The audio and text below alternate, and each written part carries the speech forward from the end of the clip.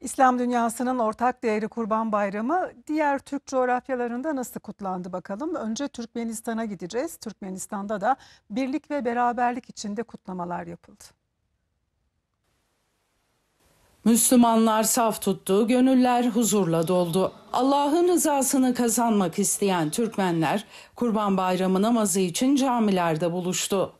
Kurban Bayramı'nın manevi atmosferini solmak isteyen Türkmenler Aşkabat'taki Ertuğrul Gazi Camisi'nde bir araya geldi. Birlik ve beraberlik duyguları içinde namazlarını eda etti.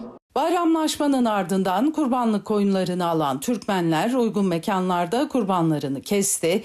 İhtiyaç sahipleri için etler pay edildi. Bugünlerde İslam'ın temel ibadetlerinden hac farizası ve aynı zamanda kurban ibadeti yerine getirilmektedir.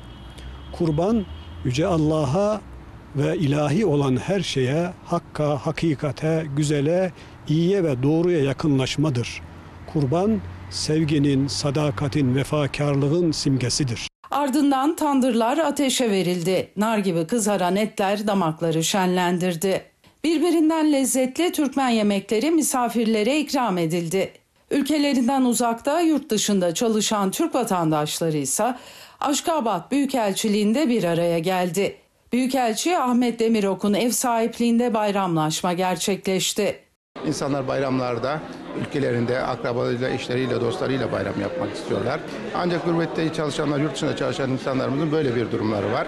Biz de Türkiye Büyükelçiliği ailesi olarak hep birlikte bu bayramı birlikte kutlayalım dedik. Bu Kurban Bayramı'nın herkese, tüm insanlığa barış, huzur ve istikrar getirmesini temenni ediyorum. Herkese iyi bayramlar diliyorum. Bu yıl 2890 Türkmen vatandaşının hacı olduğu Türkmenistan'da Kurban Bayramı için 4 gün resmi tatil ilan edildi.